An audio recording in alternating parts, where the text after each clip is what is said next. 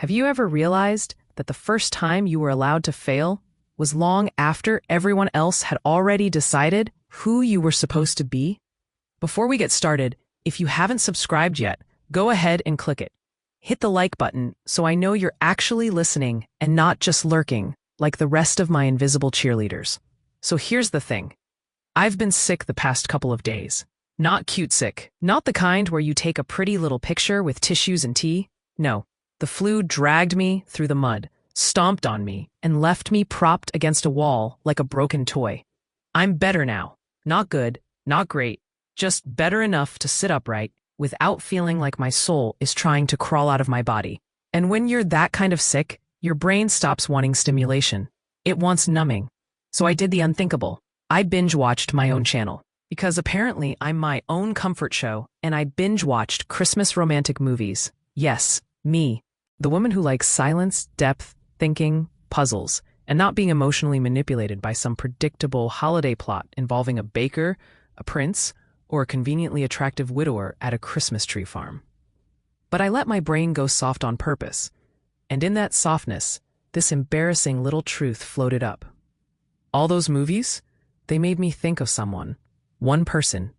And no, don't get excited. I'm not looking for a husband. I'm not looking for a relationship. I've been married enough times to understand the assignment. I'm not auditioning for another round, but my brain, in its mushy flu state, pulled up this man I met at a Greyhound bus station. Yeah, a Greyhound. Nothing romantic about diesel fumes and sticky floors, but here we are. My car broke down in Dallas, and I had to get back to Killeen. So I found myself on that bus, annoyed, tired, legally married but emotionally separated, and there he was. He was stuck too, military, heading back to Fort Hood, just like me. He wasn't flashy. He wasn't performing. He was just kind. The kind of kind that makes you suspicious because what's wrong with you? Nobody is that kind without wanting something, right? Except he didn't want anything. He just was. Encouraging. Steady. The type of man who doesn't clap for you loudly because he actually believes you can do more and doesn't need to babysit your ego. We became friends. The real kind. Not those surface-level, polite, how's the weather friendships. We talked about our dreams, the ones we never admitted to anyone because they sounded too big or too stupid or too impossible. We traded the highs and the lows, the humiliations, the disappointments, the almosts.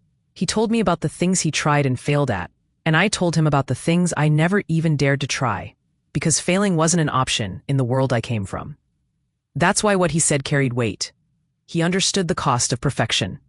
He understood the quiet violence of never being allowed to fall apart. He saw the shape of my fear before I even said it out loud. Until he wanted more. And I said no, because I wasn't divorced yet, and unlike most of the world, my ethics aren't negotiable. So I walked away.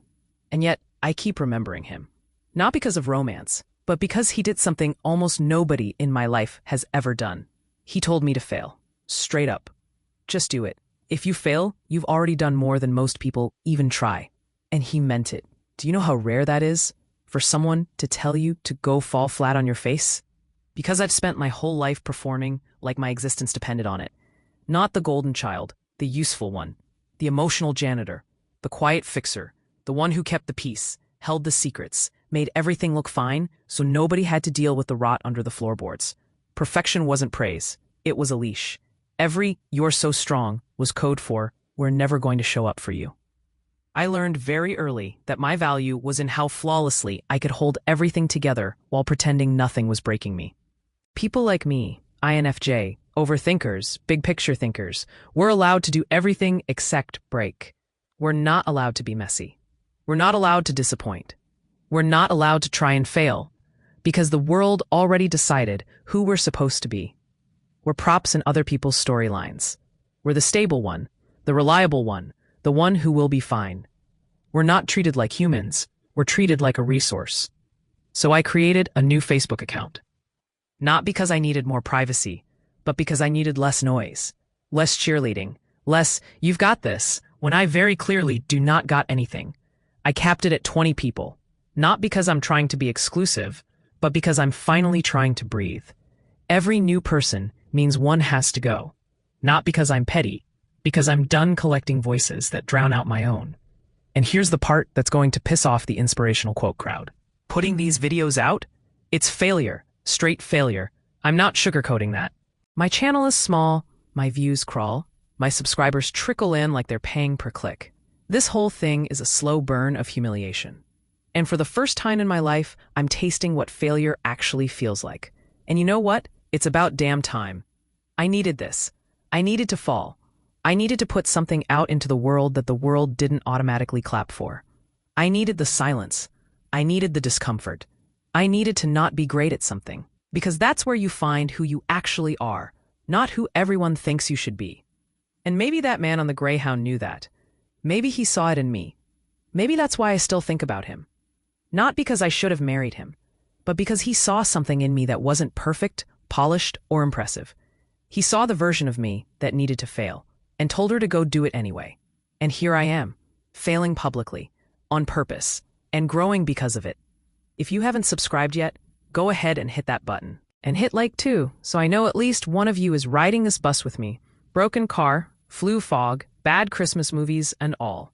So are you actually on this ride with me, or just watching from a safe distance, hoping I keep performing for you?